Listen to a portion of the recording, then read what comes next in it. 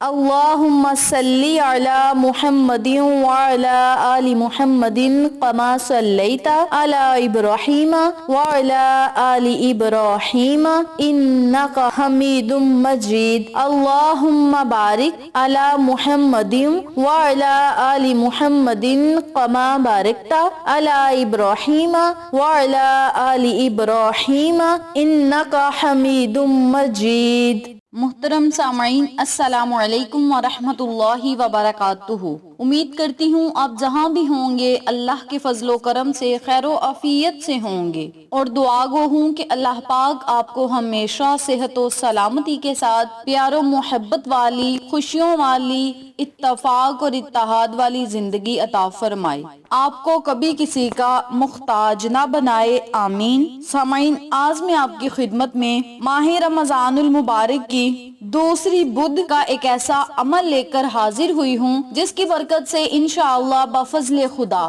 دعائیں مانگنے والوں کی دعائیں قبول ہوتی ہیں، مغفرت طلب کرنے والے کی مغفرت کر دی جاتی ہے، رحم مانگنے والے پر رحم کیا جاتا ہے، اس کے علاوہ بخشش کے طلبگاروں کی بخشش کر دی جاتی ہے۔ اس عمل کی برکت سے انشاءاللہ بفضل خدا بندہ اللہ سے جس چیز کا سوال کرتا ہے، رب کریم فوراً اسے وہ چیز عطا کرتا ہے۔ میری پیاری بہنوں اور میرے پیارے بھائیوں، آج رمضان المبارک کا دوسرا عشرہ شروع ہو گیا ہے۔ الحمدللہ، اللہ رب العزت کا شکر ادا کرنا چاہیے کہ اللہ رب العزت نے اس مبارک اور مقدس مہینے کو ہمارے سروں پر فگن کیا، اس مقدس مہینے کا سایہ ہم پر بلند کیا۔ ہمیں اللہ کا لاکھوں اور کروڑوں بار شکر ادا کرنا چاہیے۔ میری پیاری بہنوں اور میرے پیارے بھائیوں، آج بدھ کا دن ہے اور رمضان کا دوسرا عشرہ شروع ہو گیا ہے۔ ہمیں چاہیے جتنا زیادہ ہو سکے اللہ رب العزت سے توبہ استغفار کریں، مغفرت طلب کریں، جہنم سے آزادی کا سوال کریں، اور جو اللہ سے ہم مانگیں گے انشاءاللہ ہمیں ضرور ملے گا، بشرط یہ کہ ہمارا یقین پکا ہونا چاہیے۔ میری پیاری بہنوں اور میرے پیارے بھائیوں، رمضان المبارک کا دوسرا عشرہ مغفرت کا ہے۔ ہر رات رب کی طرف سے اعلان ہو رہا ہے، کون ہے مغفرت چاہنے والا، گناہوں کی معافی مانگنے والا؟ بہت ہی محروم ہوگا وہ شخص جو اس مبارک عشرے میں اپنی بخشش نہ کروا سکے۔ لہٰذا ہمیں اور آپ سب کو اس بات کی کوشش کرنی چاہیے کہ عشرہ گزرنے سے پہلے ہم ایسے ہو جائیں جیسے اپنی ماں کے پیٹ سے پیدا ہونے والا نوعید بچہ ہوتا ہے۔ صبح سے شام گناہوں میں گزارتے زندگی کے 100 سال بھی بیت گئے ہوں گے تو ان لمحات کو قیمتی جانیں۔ یہ ایسے مبارک قیمتی لمحات ہیں کہ ان لمحات میں اگر آپ زندگی کے تمام گناہوں کی معافی مانگیں گے تو اللہ کریم بڑا ہی غفور الرحیم ہے، وہ آپ پر رحم کرے گا اور آپ کو ضرور بخش دے گا۔ اس عشرہ مبارک میں ضرور رو کر گڑ گڑا کر اپنی مغفرت کروائیں۔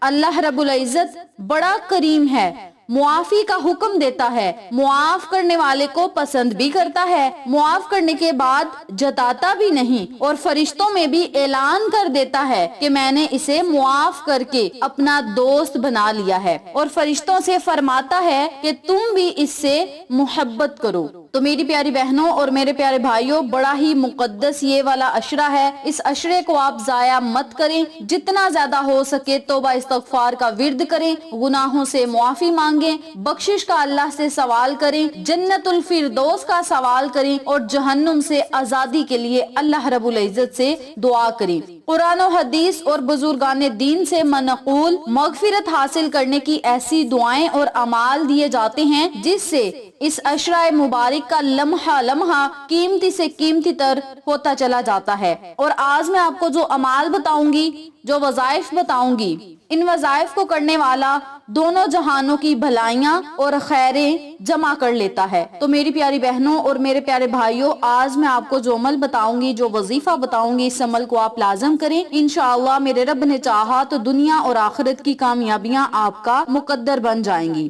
اس کے علاوہ گناہوں سے بچنے کی، گناہوں سے دور رہنے کی آپ نے ہمت کرنی ہے۔ حضرت علی رضی اللہ تعالی عنہ سے مروی ہے کہ گناہ کا چھوڑ دینا بھی اسم اعظم کی حیثیت رکھتا ہے، یعنی اگر آپ گناہ کرتے ہیں تو گناہوں سے بچنا، گناہوں سے دور رہنا، گناہوں سے پرہیز کرنا بھی اس میں اعظم جیسی حیثیت رکھتا ہے۔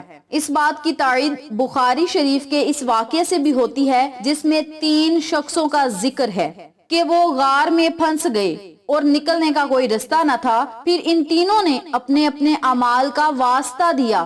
اس میں سے ایک شخص وہ بھی تھا جس کو ایک عظیم گناہ کا موقع میسر آیا اور وہ صرف خوف الہی کی وجہ سے گناہ سے رک گیا تھا۔ یہ گناہ سے بچ جانا اس کے لیے تنگی و پریشانی سے راحت کا ذریعہ بنا اور وہ عافیت سے غار سے باہر نکل آئے۔ گناہ چھوڑ دینے کو اسم اعظم قرار دینا اس وجہ سے ہے، اس حالت میں انسان گناہوں سے محفوظ ہو کر اللہ تعالیٰ کا مقبول بندہ ہو جاتا ہے، اور جب وہ اللہ تعالیٰ کا مقبول ہوا تو جو دعا کرے گا اس کی دعا کو رب کریم قبول شرفیت کا اعزاز عطا فرمائے گا۔ اس اسم اعظم کے ذریعے سے دعا کے قبول ہونے کا مطلب یہ ہے جو مانگا جائے گا وہی رب کریم آپ کو عطا کرے گا۔ تو میری پیاری بہنوں اور میرے پیارے بھائیوں، رمضان المبارک کا دوسرا عشرہ شروع ہے۔ دوسرے عشرے کی مختصر میں نے آپ کو فضیلت بتائی ہے، اب ہم اپنے مقصد کی طرف چلتے ہیں اور آپ کو وظائف بھی بتاتے ہیں جو آپ نے رمضان المبارک کے دوسرے عشرے میں کر کے اللہ کو راضی کرنا ہے، جہنم سے نجات پانی ہے، گناہوں سے معافی مانگنی ہے اور جنت کا حقدار ٹھہرانا ہے۔ وظیفے کی طرف جانے سے پہلے میری آپ سے التماس ہے کہ ویڈیو کو آخر تک ضرور دیکھیے گا، اور جن لوگوں نے ابھی تک میرے چینل اقصیٰ اسلامک ایجوکیشن کو سبسکرائب نہیں کیا وہ نیچے موجود لال رنگ کے بٹن کو دبا دیں اور ساتھ موجود گھنٹی کے بٹن کو دبا دیں تاکہ میری ہر نئی آنے والی ویڈیو کی اپڈیٹ آپ تک بآسانی پہنچ سکے۔ اسی کے ساتھ میری آپ سے گزارش ہے کہ میرے چینل پہ آپ کو جتنے بھی چینلز کا شارٹ آؤٹ دیا جائے ان چینلز پہ جائیں، سبسکرائب کریں، لائک اینڈ شیئر کریں، ہمیں سپورٹ کریں۔ آپ لوگوں کی سپورٹ ہماری کامیابی کا ذریعہ بنے گی۔ اب میں آپ کو عمل بتانے لگی ہوں، توجہ سے ملاحظہ فرمائیں۔ آپ نے آج 11 رمضان المبارک سے لے کر 20 رمضان المبارک تک اس عمل کو، اس وظیفے کو جاری رکھنا ہے۔ اس کے علاوہ اگر آپ روزانہ اس وظیفے کو نہیں کر سکتے تو آپ بدھ، جمعرات اور جمعۃ المبارک والے دن یہ وظیفہ، یہ عمل ضرور کریں۔ بہتر یہ ہے کہ رمضان المبارک کے دوسرے عشرے میں جب تک عشرہ ختم نہیں ہوتا اس عشرے میں آپ اس دعا کو، اس وظیفے کو جاری و ساری رکھیں۔ سب سے پہلے آپ نے 7 مرتبہ درود ابراہیمی پڑھنا ہے۔ درود ابراہیمی پڑھنے کے بعد 33 مرتبہ استغفر اللہ ان اللہ غفور الرحیم، استغفر اللہ ان اللہ غفور الرحیم کا آپ نے 33 مرتبہ ورد کرنا ہے۔ جب آپ 33 مرتبہ ان کلمات کو پڑھ لیں، استغفر اللہ ان اللہ غفور الرحیم، ان کلمات کو 33 مرتبہ پڑھ لیں تو پھر آپ نے صرف 11 مرتبہ اس دعا کو بھی پڑھنا ہے۔ ربنا ظلمنا انفسنا وان لم تغفر لنا وترحمنا لنکونن من الخاسرین، جس کا ترجمہ کچھ یوں ہے، اے ہمارے پروردگار، ہم نے اپنی جانوں پر ظلم کیا، اگر آپ نے ہمیں نہ بخشا اور ہم پر رحمت نہ کی تو ہم نقصان اٹھانے والوں میں سے ہو جائیں گے۔ اس وظیفے کی فضیلت یہ ہے، حضرت علامہ جلال الدین سیوطی رحمۃ اللہ علیہ نے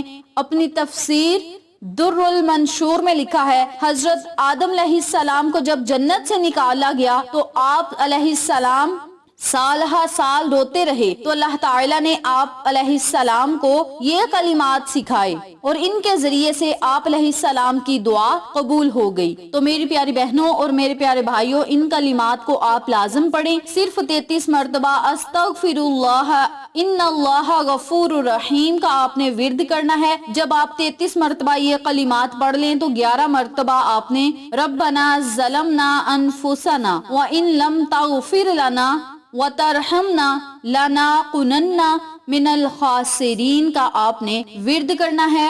آخر میں پھر آپ نے 3 مرتبہ یا 7 مرتبہ درود پڑھنا ہے، پھر آپ نے اللہ رب العزت سے اپنی مغفرت اور بخشش کا سوال کرنا ہے۔ بے شک رب کریم بہت زیادہ غفور الرحیم ہے، جب رحم کرنے پہ آتا ہے تو بہت زیادہ رحم کرتا ہے، جب بخشنے پہ آتا ہے تو بہت جلد بخش دیتا ہے۔ تو میری پیاری بہنوں اور میرے پیارے بھائیوں، اس عمل کو، اس وظیفے کو آپ نے نماز عصر ادا کرنے کے بعد کرنا ہے یا پھر افطاری کرنے سے پہلے آپ نے ان کلمات کو پڑھ کے اللہ رب العزت سے اپنے گناہوں کی معافی مانگنی ہے، گناہوں سے توبہ کرنی ہے، پھر آپ رب کریم سے جو مانگیں گے اللہ کریم آپ کو عطا کرے گا۔ اس عمل کو آپ لازم کریں، انشاءاللہ آپ کو فائدہ ضرور ہوگا۔ ویڈیو اچھی لگے تو لائک کریں، شیئر کریں، چینل کو سبسکرائب کریں اور ساتھ موجود بیل آئیکن کو دبا کے آل نوٹیفیکیشن پہ کلک کریں تاکہ میری ہر نئی آنے والی ویڈیو کی اپڈیٹ آپ تک بآسانی پہنچ سکے۔ انشاءاللہ پھر کسی نئے وظیفے یا اچھی معلومات کے ساتھ آپ کی خدمت میں حاضر ہوں گے، تب تک کے لیے اللہ نگہبان۔